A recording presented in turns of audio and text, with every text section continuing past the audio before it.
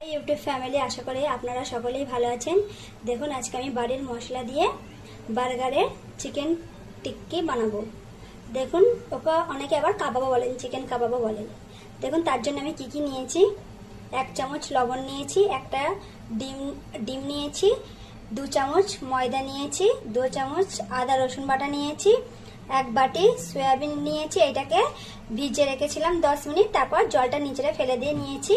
তারপর নিয়েছি 1 বাটি চিকেন, আর এটা নিয়েছি বাড়িতে লেড়ো ছিল, লেড়োটাকে 3টে লেড়োকে মিক্সিতে পিষে নিয়েছি, ওটা ব্রেড কাম বানিয়ে নিয়েছি।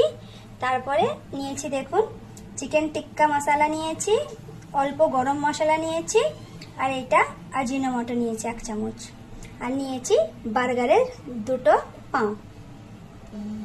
দেখুন, এবার চিকেনটা মিক্সিতে পিষে নেবো আর সয়াবিনটা পিষে নেবো। আর সবসময় তো বাড়িতে ব্রেড কাম থাকে না, তার জন্য আমি এইভাবে ব্রেড কাম বানিয়ে নিয়েছি। আমি বাড়ির মশলা দিয়েই সবসময় আমি রান্না করার চেষ্টাটা করি। চলুন এগুলো পিষে নিয়ে আসি, তারপর আমি আপনাদেরকে দেখাবো কিভাবে করছি। দেখুন, চিকেনটা পিষে নিয়েছি, সয়াবিনটা এইভাবে পিষে নিয়েছি। আর এবার দেবো আদা রসুন বাটাটা দিয়ে দেবো এতে। দেখুন, তারপর দিয়ে দেবো এতে এই মশলাগুলো যেগুলো আপনাদেরকে বললাম। তারপর দিয়ে দেবো আন্ডাটা, ডিমটা, আর এতে দিয়ে দেবো লবণটা। দেখুন, সব মশলা ঢেলে নিয়েছি।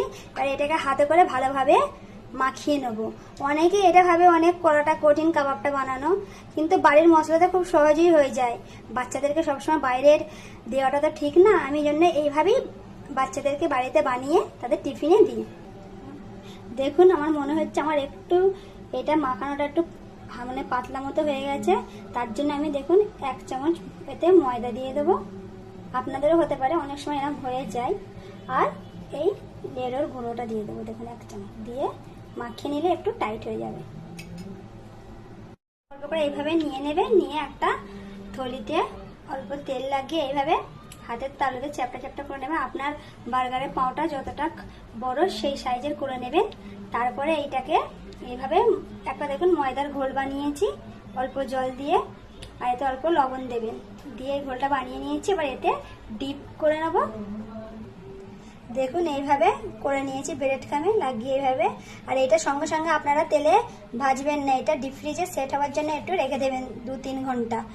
আর একটা কথা বলে, এখানে যাদের এটা পাতলা হয়ে যাবে মাখাটা, এই যে টিক্কাটা করেছে এটা যাদের পাতলা হয়ে যাবে, তো তারা আর ওই ময়দায় কোট করবেন না, এটা ডাইরেক্ট ব্রেড কামে দিয়ে এইভাবে আমি একটা করেছি দেখুন, এইভাবে ব্রেড কামে দিয়ে লাগিয়ে নেবেন, তাহলেই হবে। আর ওইটা ডিপ ফ্রিজে রেখে দেবেন, তারপর 2-3 ঘন্টা পর তেলে এটা ফ্রাই করবেন।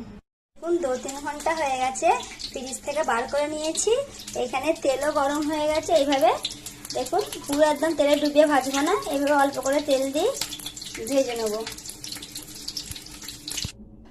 দেখুন, এই অল্প কাবাবটা বেঁচে গেছিলো, এটাতে আমি চিজ বল করে আপনাদেরকে বানিয়ে দেখাবো। অল্প দেখুন এইভাবে করে রেখে দিয়েছি, এর ভিতরে একটা করে এইভাবে চিজ দেবো, আর গোল গোল লাড্ডু করে আপনাদেরকে চিজ বল মানে করে ভেজে আপনাদেরকে দেখাবো।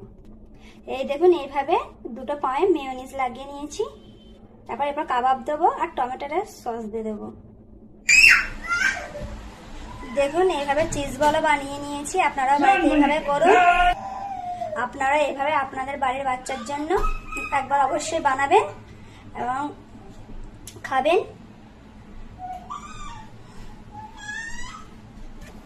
আপনি এইভাবে অবশ্যই বাড়িতে একবার চিজ বল আর চিকেন টিক্কা এবং কাবাব অবশ্যই বানিয়ে খাবেন।